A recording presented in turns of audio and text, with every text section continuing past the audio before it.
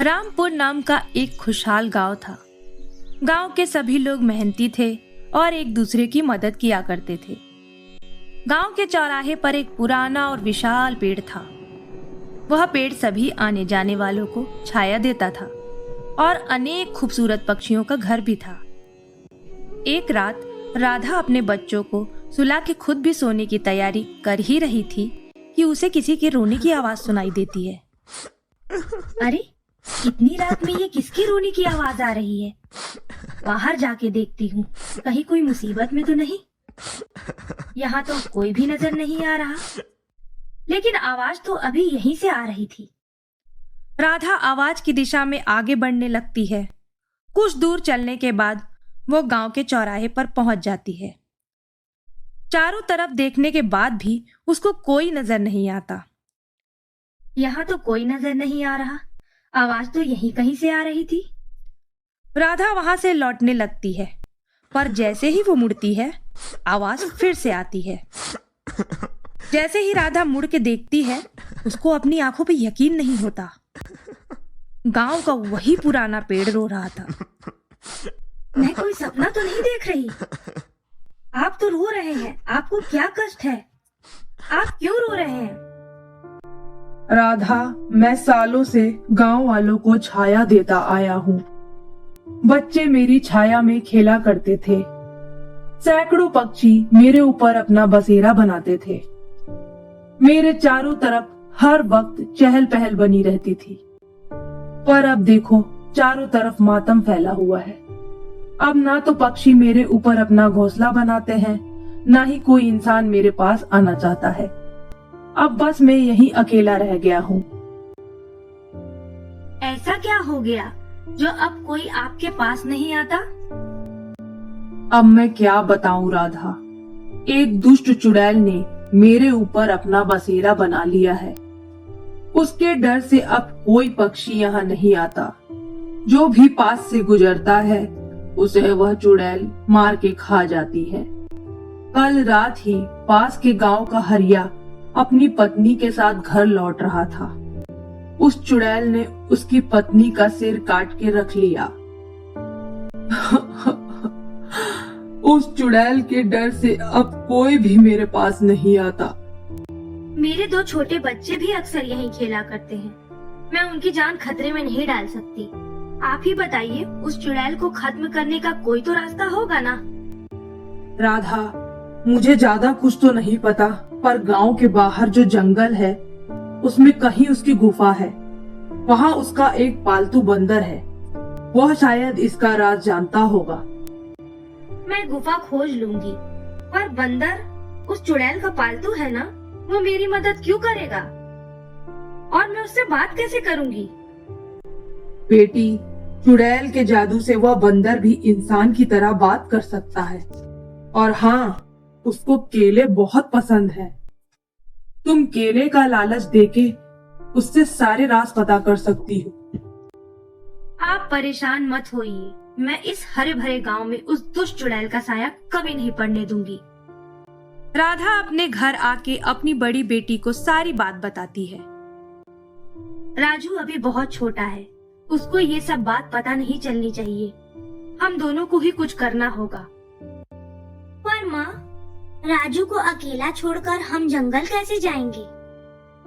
राजू को कल मैं नानी के यहाँ छोड़ दूंगी, फिर रात को हम दोनों जंगल चलते हैं। कुछ भी करके हमें उस चुड़ैल को खत्म करना ही होगा। राजू तो आए दिन उस पेड़ के पास खेलता रहता है। राजू वापस आए, इससे पहले ही कुछ करना होगा। अगले दिन राधा राजू को अपनी माँ के घर छोड़ के मीनू के साथ जंगल की ओर निकल जाती है। बहुत देर खोजने के बाद आखिरकार उन दोनों को चुड़ैल की गुफा मिल ही जाती है। माँ देखो, शायद ये चुड़ैल की ही गुफा है। पर माँ, वहाँ तो दो पहरेदार पहरा दे रहे हैं। हम अंदर कैसे जाएंगे? यही कुछ देर छिपकर सही समय का इंतजार करते हैं। पहरा दे दे के मुझे तो जोरों की भूख लग गई है और नींद भी आ रही है।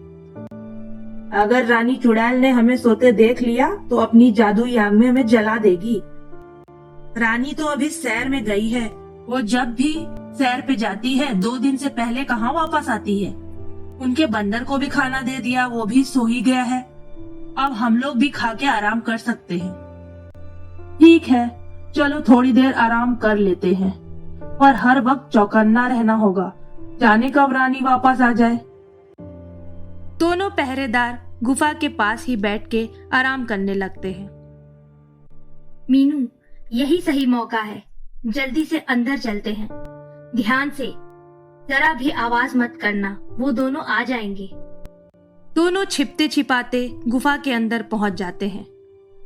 माँ, ये बंदर तो सो रहा है, इसको कैसे जगाएं? पेड़ ने बताया था ना, केले ही इसकी कमजोरी है। चलो इसके पास केला फेंक के देखते हैं। केले?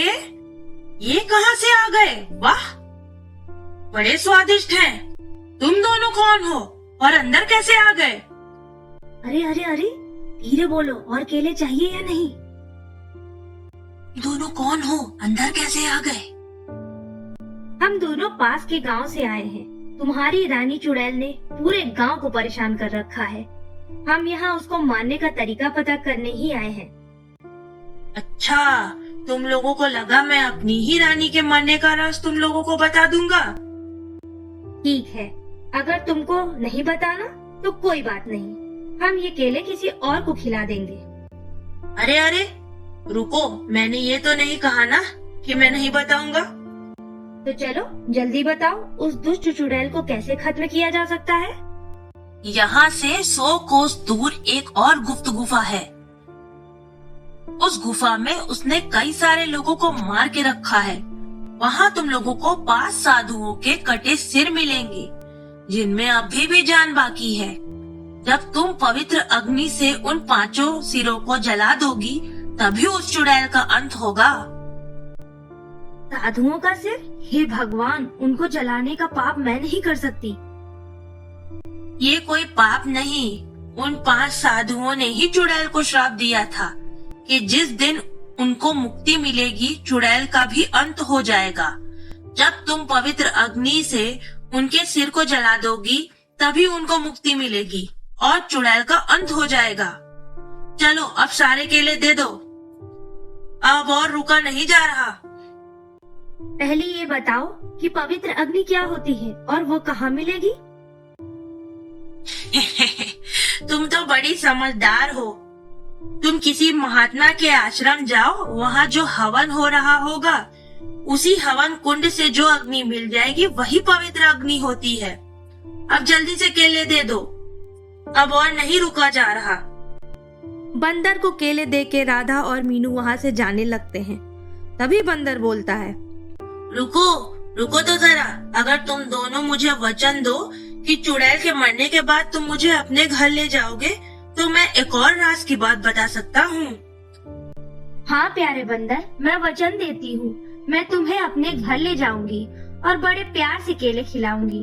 अब बताओ वो क्या राज है? ध्यान से सुनो।